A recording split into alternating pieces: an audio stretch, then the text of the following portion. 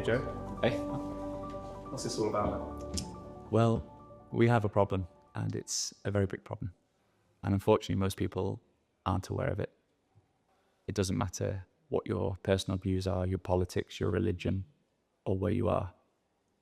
And once you see the problem, you can't unsee it. It's like a one-way door. But thankfully, we also have the solution. And it's this solution that I'm so passionate about sharing. And it's what makes me just so optimistic for the future. The challenge I find, though, is how can anybody fully value a solution unless they understand what the problem is? And so I put this presentation together for some friends, and it assumes no knowledge other than just being a human being with some life experience. And they encouraged me then to make this presentation into a video so I can share it with everyone. So I hope you enjoy.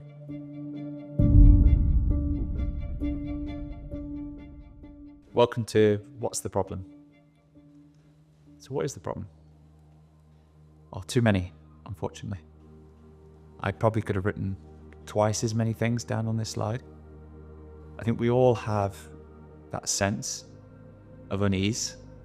We all feel internally that things are not moving in the right direction in our lives, in the world. Like things are becoming harder, not easier. And I think for most of us, we would recognize some elements of these things on the screen as touching our lives directly or indirectly. And what I'm here today to show you is that all these things may seem unconnected, but they're really not. The primary cause of all of these is the quality of our money. Now we're going to do this through a story. So imagine there's this far off world where you have hundreds of smart people traveling on a ship. And this ship gets wrecked on a deserted island. This deserted island is so far from everywhere else, they're effectively cut off. But the island is resource rich. It has everything they could possibly need to rebuild society.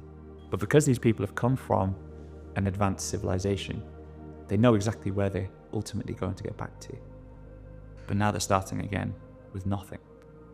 What's also clear is that they need some way of trading with each other once they start to rebuild. So they prioritize deciding on what to use for their new money, and suspend your disbelief slightly further in that they have, despite not having anything, the ability to create whatever monetary system they want with whatever characteristics. So the first question they need to answer is, what makes good money?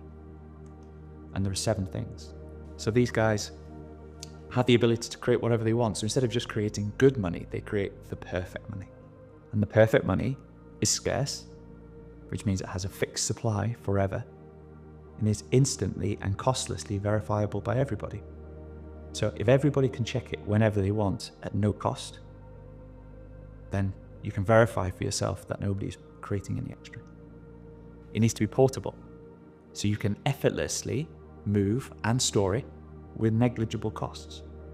It needs to be divisible, and the perfect money would be infinitely divisible. It needs to be durable. It can't rot or go off. It can't deteriorate. So the perfect money exists forever.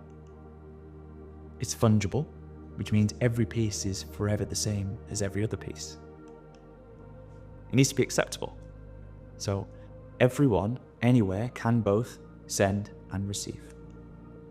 And the really important one is it needs to be censorship resistant. You hold it yourself. Nobody can take it away from you without your permission, and no one can stop you sending or receiving it. So this is great. They decide on perfect money. But then there's a disagreement. 2 leaders emerge from within the population. The first, Satoshi, he says, well, given these are the characteristics of perfect money, that's going to be true today, true tomorrow, and true forever. So we should lock them in, you should never change. Whereas Fiatello, he says, well, I get that. I get this is the characteristics of perfect money, and I totally agree. But what if there's an emergency? What if we need to change something? What if the people we put in charge of our money feel like it's not working and need to make an adjustment? I think we should have the perfect money, but we should also have a big red button, which allows someone to press it and change any of the characteristics if we need to. Of course, no one ever will, but just in case. This becomes an irreconcilable disagreement. So a fairly drastic solution, but they build a huge wall right down the middle of this island. And on one side, they create the currency called Satoshis, which is perfect money always. And on the other side, are Fiatellos, which is perfect money, but with the options changing. Now this wall is so big, it cuts off the communication and the trade between both sides on the island. So effectively, they're cut off from one another. So to begin with, nobody has anything on either side of the island. So everyone's starting from zero. And initially, people have to be self-sufficient. Each person is fishing for their food, cutting down trees for the wood to make fires, and also for houses, and then they're also building their own shelters. Now, even though they have perfect money, there's very limited trading here because people are working hard just to satisfy their day-to-day needs across all of these goods. But people are different. Some people are better at some things than others. And so people quickly realize that if I spend my time focusing on the things I'm good at, I'm reducing the amount of time I spend on things that I'm poor at, then I can contribute more to society. I can increase the amount of goods I can provide to society in the same amount of time as the average person. So the woodcutter spends all his time now cutting down wood. He stops fishing, he stops building shelters. And because he's spending his time cutting down wood, he increases the quantity of wood available to everyone else versus 3 people spending a third of their time each, because he's good at it. And not only does the increase in the quantity of wood available reduce the price of wood for everybody on the island, the quality is also high. He's better at doing it. He produces a higher quality output. So prices fall and quality increases. And not only that, he's not the only woodcutter. There are multiple woodcutters. So they're all competing to supply wood to everybody else. And they're competing at price and in terms of quality. And now what happens is, because the woodcutter needs other goods to survive, he has to sell the wood to buy fish, he has to sell the wood to pay for the services of the home builder. So now everybody is actively trading in this perfect money. Now, because processes continue to improve, the woodcutter can now satisfy the needs of the rest of the population for wood in a smaller amount of time. He can then take that time and think about his own processes, his own innovations. Maybe he can make cutting down wood even more efficient. And if he does that, it drives prices lower. It drives quality higher. Maybe he reaches the end of his innovation within his woodcutting and then uses the excess money and excess capital he has to invest in other people. Maybe he lends it to the fisherman, who then builds a boat to increase the amount of fish the fisherman can catch for everybody.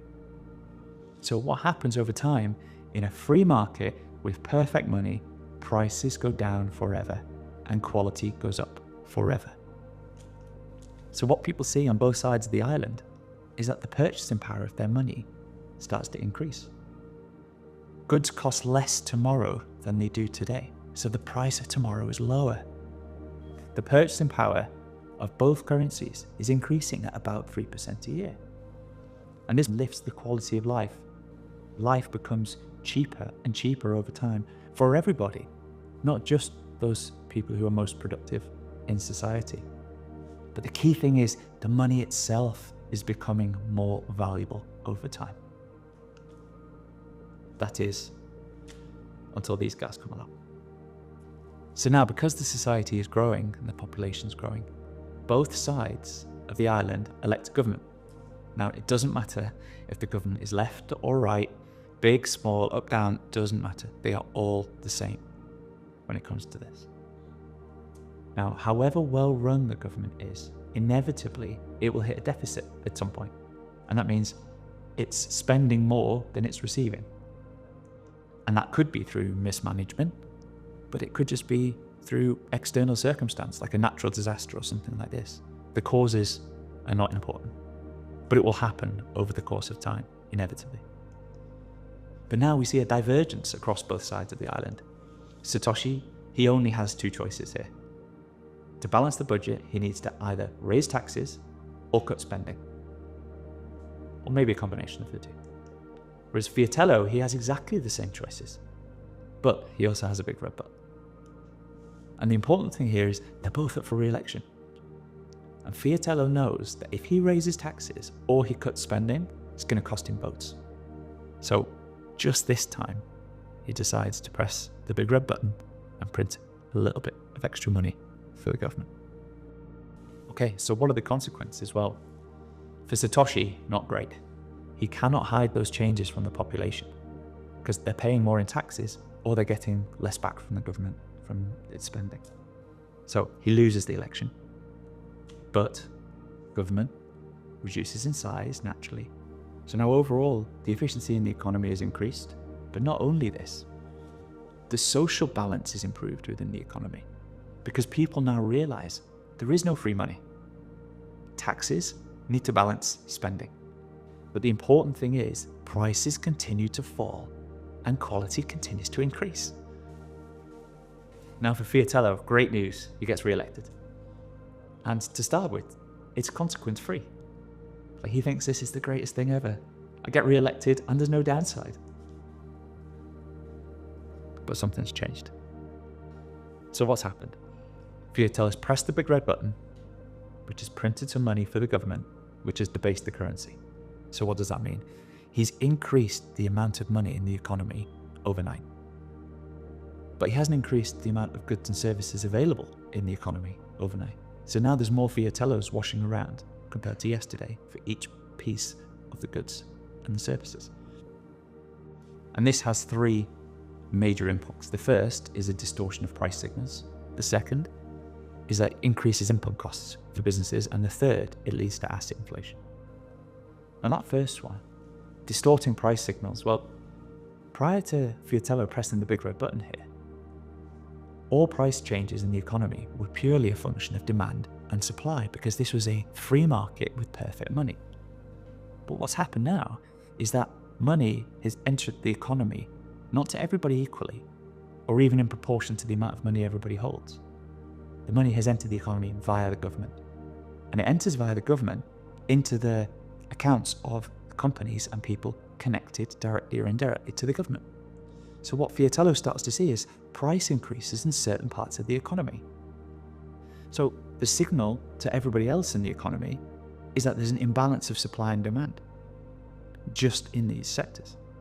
So you see a misallocation of capital by the entrepreneurs in the market caused by the money printer. But not only that, it's human capital. It's smart people, it's active people who are trying to be productive, get sucked in closer to the government and not servicing the rest of the economy. The second is that business input costs increase. Now, every single business in Fiatello's country has at least a human being and some raw material inputs like energy or even some harder raw materials. Now, because the costs of these things have gone up, these businesses now need to try and change something about their product to maintain the small profit margins that ensure that they can continue in business. Now, the first and most obvious one is just to pass on the price increase to the customer. The second is to keep the price the same and the quality the same, but just shrink the product. So instead of having 100 grams, it's now 90 grams, but for the same price. Or the third one is to reduce the input costs. Now, this is where consumer inflation comes from. This is the only source of consumer inflation, is the money printer, causing businesses to make these changes. But if a business passes on the price increase outright, or it shrinks the product and the customer now just needs to buy more of it to satisfy the fact that they needed 100 grams, not 90 grams, both of those things reduce affordability. So the population is becoming poorer. They're going to have less disposable income, despite buying the same as what they bought yesterday. If instead the business chooses to keep the price the same, the size the same, but just reduce the cost, the most obvious thing to do is just to fire people, which leads to unemployment. And now there are fewer people with jobs, which reduces the overall affordability for the population in Fiatello's world. But not only that, now the government's got a second issue it needs to solve. How does it help support all these people who are recently unemployed? But the most insidious way is for companies to reduce their input quality. And so what Fiatello starts to see is there's a rise in obesity across the population because the food that was previously fresh and had high quality ingredients is replaced with ever lower quality ingredients and more industrialized sludge. So this leads to obesity. It also leads to a myriad of secondary health issues, which causes a health crisis. And now the government has to step in and figure out how it needs to support all these people who are now unhealthy. The third is asset inflation. Since Fiatello pressed the big red button, asset prices have been going up. The stock market goes higher and higher and higher. House prices go higher and higher and higher. He thinks I'm some sort of economic genius. But they're going up in price because he's just created more Fiatellos. So anybody who knows that there are more Fiatellos in the system, of course, wouldn't sell their asset for the same as they did yesterday. They would take into account the fact that there are just more Fiatellos in the system. So this is what is driving these prices up. But this asset increase is good for the people who own the assets, but not for the people who don't. So he has a wealth inequality begin to emerge across the economy. And not just that, because house prices are now more expensive, the rent is more expensive. So he sees increased levels of homelessness. And this increased levels of homelessness, guess what, require more government intervention to try and deal with. And now asset prices are flying, the stock market's on fire. The prevailing perception across the population is, why would I not invest? Why would I just keep the money? I should be buying the stock market, I should be invested, I should be buying a second home to rent out, I should be buying speculative assets because they never go down, they just go up. If I don't invest, I'm a fool. And because the assets are going up, the banks are pushing ever more leverage for people, pushing bigger and bigger mortgages to individuals, to loans to companies. But now that house prices have gone up, and now that everyone has more debt, at the same time as families are struggling with affordability of day-to-day life, it's now much harder to buy a house. So families where previously they could have one main earner and afford to buy a house with a mortgage can't anymore. You now need both parents working. Both parents working to afford the mortgage and afford to live. And when that happens, people spend less time together and you start to see the breakdown of the nuclear family. They spend less time with their children. They can afford to have fewer children. Now, because you have decline in birth rates, Fiatello starts to see a change in his demographics across the population. Fewer children are being born, whereas the older generations are living longer. And he now starts to realize that the promises he made to these older generations about being able to retire at a certain age or having a good quality of life or defined income in their retirement can't be delivered upon. For those not lucky enough to be able to buy a house, who are maybe stuck renting. Whereas before, they could think about renting the same place for 3 years or 5 years because the rent goes up too much every year. So now they're thinking about 1 year, maybe 2 years. You're planning less for the future. Maybe you're putting off getting married, putting off having children. You start to prioritize today at the expense of tomorrow. People see that they're saving their Fiatellos never gets them anywhere because the asset prices are going up too quickly. They'll never be able to buy a house. So if you never be able to buy a house, then prioritize living your best life and going on a holiday and spending more, enjoying yourself. But for those not fortunate to be in this position, for those that every day is a struggle feeding themselves and their families, housing themselves and their families, they're stuck on a treadmill of decline. Now, every day is harder, which leads to a growth in addiction, various forms of addiction, including opioids across Fiatello's island, which leads to yet more of a health crisis and yet more intervention from the government. And all of this leads to a mental health crisis across the population. And now the government finds itself in a position where, because it's pressed the big red button, it's created a whole range of secondary issues that now it needs to step in and try and solve. And because it has to step in and try and solve these things, it means the government needs to divert more capital to these areas of the economy, which again is a greater misallocation of capital, which pulls more entrepreneurs into the wrong parts of the economy through the distortion of the price signals. And between the increased leverage in the economy driven by the banks and the misallocation of capital, it sows the seeds of the next emergency. And Fiatello has only one choice, and that's to press the big red button again. And now he's starting to realize that actually this wasn't consequence-free. But now he's lurching from crisis to ever bigger crisis. He presses the big red button, which debases the currency, which leads to bigger government and more involvement in everything. And now not only is the government bigger, but the government has spawned a series of parasitic industries attached to it. Big Pharma, who are increasingly involved with the government to try to deal with the symptoms, but not the causes of the various health crises. Never incentivized to actually cure a patient, just to treat them long term, because a healthy customer is a lost customer. Big Food pushes for ever lower food standards across the economy. The military-industrial complex pushes for ever greater spending on defence, both at home and on foreign shores. Wall Street are up to their eyeballs in debt and now so leveraged that the government wants to protect them. They can't be allowed to fail, because if the banks fail, the population loses their money, the government falls.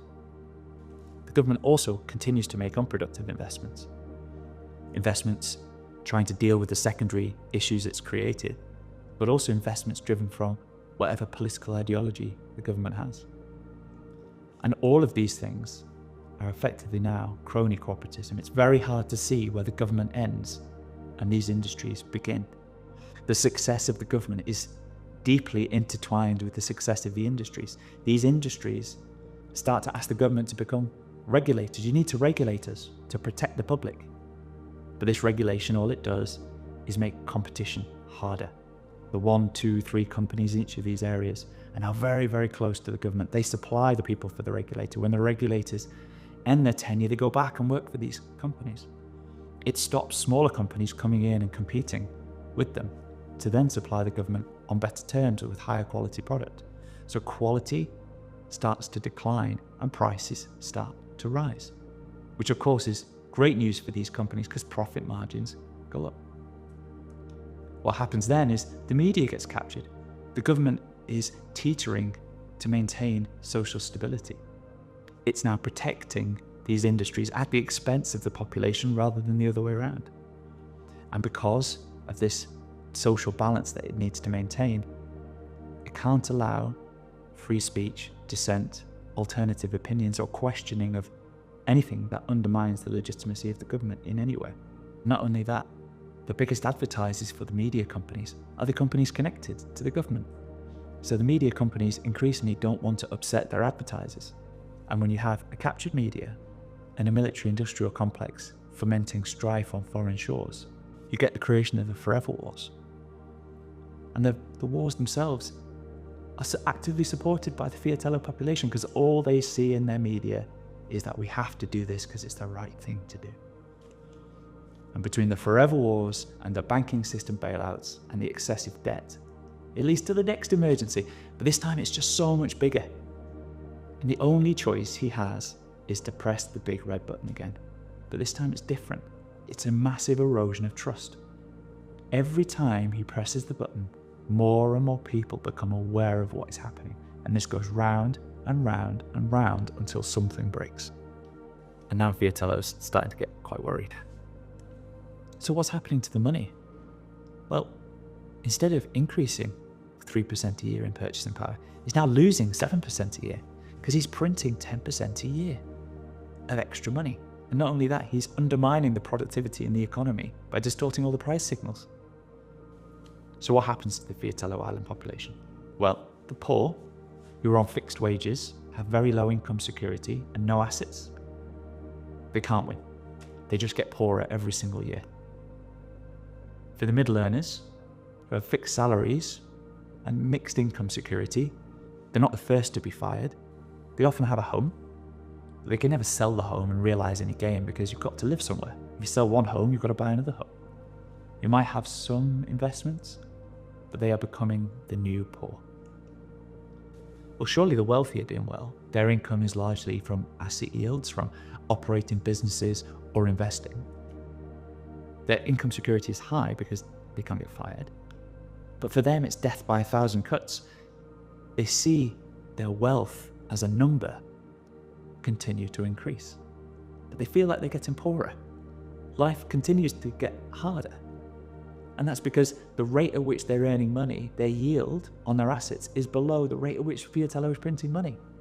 So they're slowly having their wealth siphoned away by the politically connected. Those that are government funded and have fully insulated income security.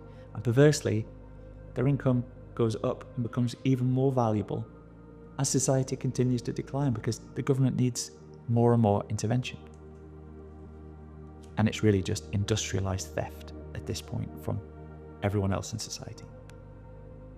But now so much time has passed that the wall down the middle of the island starts to crack.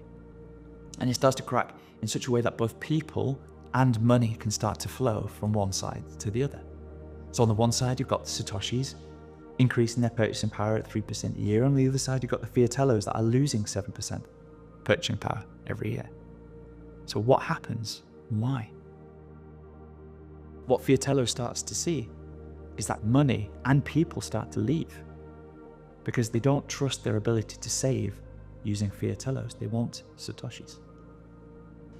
Okay, so this sums it up. On a Fiatello standard, your money is stealing from you. Whereas on a Satoshi standard, the whole world is working 24/7 to increase your purchasing power. But now the escape valve is open. People realize they can't save in Fiatellos, so they start selling Fiatellos to buy Satoshis.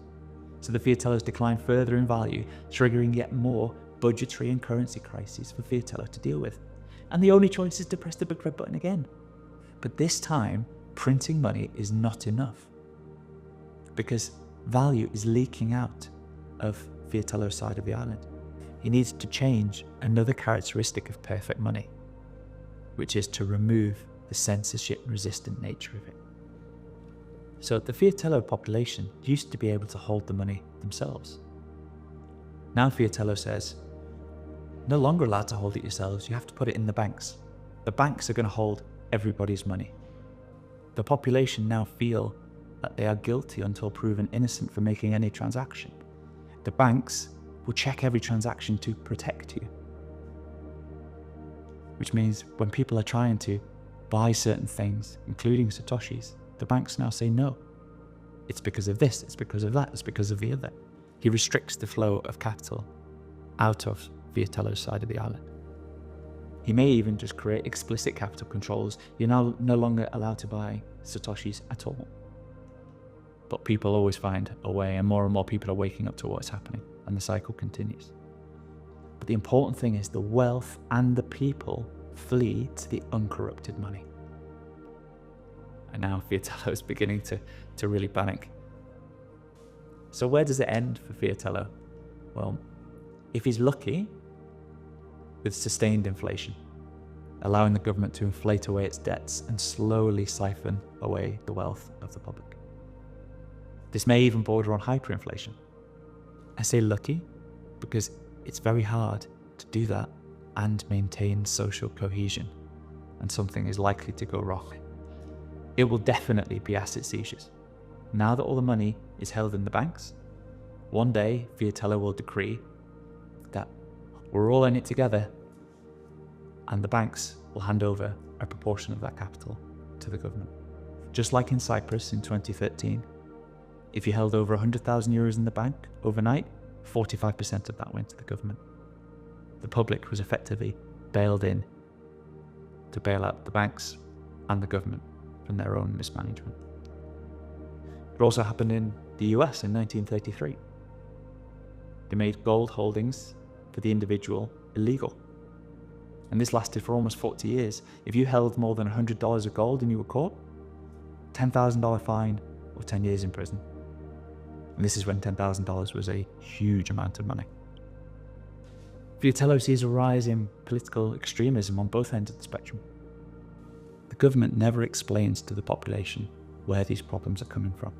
They don't tell them it's because of the money printing via the big red button. They control the media. The government is protective of itself. They don't tell the population the truth. They don't help the population join the dots. They don't explain the link from the big red button to the issues. They blame it on the greedy businessmen, or the billionaires, or that foreign dictator, or this or that. And then what happens is people ask for more help and more support from the government to deal with all of these issues, until the only solution is the government's involved in everything. So at every step of this journey, the solution to all the problems has always been more government involvement. And so the people see these problems and vote for more government involvement to solve them. Or something worse. But in all scenarios, people want to hold Satoshis and not Fiatellos. So if we go back to that list of 7 characteristics of perfect money, Fiatello only changed 2 of them. The other 5 are still exactly the same. And look where he ended up. Now, the reveal. And some of you may be slightly ahead of me here. The US dollar is just a terrible version of the Fiatello.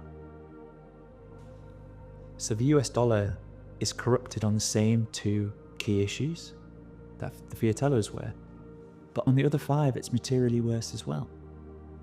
In terms of portability, it's easy to carry, easy to pay, but it's not great for merchants. You pay instantly, but the merchant doesn't get the money for multiple days, and that's if there was no fraud or chargebacks. It's divisible, but only to a point, and removes the ability to do microtransactions, which will unlock potentially completely different economic models. It's durable in digital form, but we have cash component, and that cash component is constantly undermined. The notes are reprinted in terms of design every 15 or 20 years, so there's no ability for an individual to save outside the banking system. If you put notes under your bed or under the floorboards and leave them 25 years, they're worthless. Those types of notes have gone out of circulation. So you need to take the notes every 15 or 20 years to the bank, hand them in, and get new notes. They re-centralize everything periodically out of choice. They're fungible, which means every dollar is the same as every other dollar until it's not. Some countries around the world have already introduced what are known as CBDCs, which are central bank digital currency. But effectively, it's programmable money. A specific dollar may have an expiration date. You need to spend it before this period of time elapses, or else it disappears. Or a dollar may have only specific use cases. You must spend this dollar on X or Y, or you must not spend this dollar on A, B, C. The dollar is very acceptable around the world, but you can't pay for it everywhere. And typically, most national currencies are only acceptable in their own country. And the US has a major Fiatello problem. This is the budget for 2024, the budget, not the actuals, which of course were worse. But a deficit of almost 2 trillion on a spend of just over 6 trillion. That's a loss in 1 year. Now, to put that in context, they'd have double the amount of individual income taxes for everybody in the US just to balance that. And on the cost side, they can make some improvements, but there are some key things there you just cannot remove, like the debt interest. And the consequences, well, this is a chart of the amount of money in the system in dollars and the amount of debt issued by the US government over time. Now, I've labelled 1971 on here because that's when the US came unilaterally off the gold standard. Prior to 1971, you could give your dollars back and receive gold in return. Nixon took the US off the gold standard and every currency in the world followed. And since then, it's allowed the US to print unlimited amounts of money to satisfy its own needs. And the red chart on the left-hand axis shows that amount of money is now 22 trillion. And on the right-hand side, you've got the US government debt, which even a month later, this chart is now out of date. It's now 36 trillion. And this doesn't include the unfunded liabilities, the amount of money the US government has committed to pay at some point in the future through Social Security, Medicare, and Medicaid.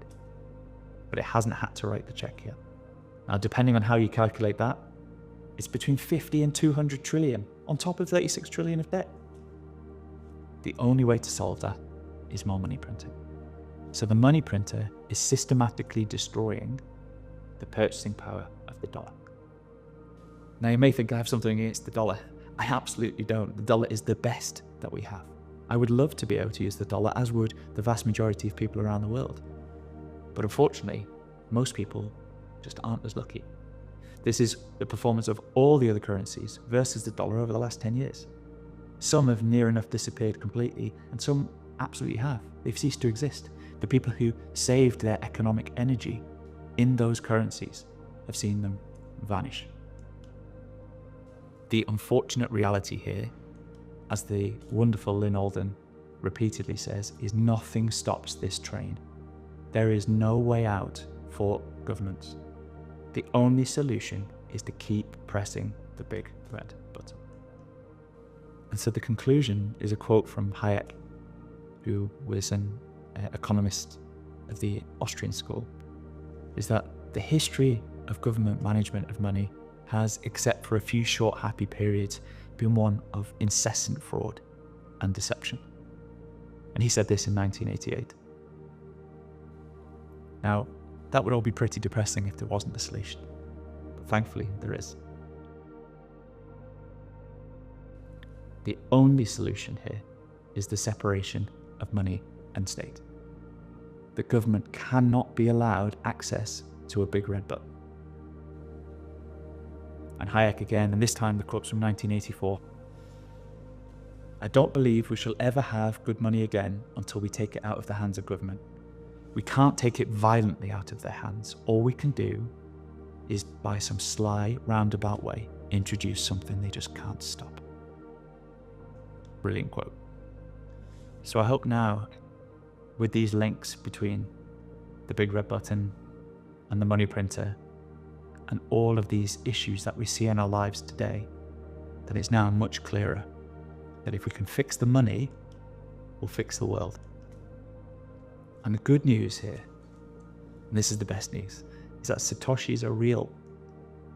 And even Fiatello is now a convert. The solution is Bitcoin. One Bitcoin is 100 million Satoshis, in the same way that $1 is 100 cents. Now, you may feel you know about Bitcoin already because of something you've been told by friends or you read in the media. I would encourage you to start again. When we derive our information from media or people who have derived their information from the media, and that media is connected to the people who own and benefit from the money printer, it tends not to be necessarily the most accurate information. So don't trust, verify. Come to satsversusfiat.com. We've set up a website which helps people get up and running. If you're just getting started, maybe even never heard of Bitcoin before, come, sign up, and we'll send you some information so you can learn about it for yourself and make your own decisions about Bitcoin. If you're further along and maybe even call yourself a Bitcoiner already, then amazing. This is not a commercial enterprise for me. This is a charitable one. And so any support from within the Bitcoin community or further afield, I would love to receive. If people want to give this talk themselves to their friends or just share it more broadly, or even volunteer to give a presentation as part of our group, then just get in touch. And the third one is inviting us to speak. We want as many people as possible to see this presentation because the information contained within it about what the problem is so important. So we'd love to speak. If you have us at schools, universities, industry conferences, events, or even at workplaces if people are interested to learn more. So please just get in touch. Here's the QR code which will take you directly to the website. Alternatively, if you are on X and want to come and say hi and join the conversation with us, then please do. Firstly, thank you for watching. I hope you enjoyed it. Please share this with anyone you care about. And if there's one thing that you take away from this, is I hope you will remember that if we fix the money, we'll fix the world. Thank you.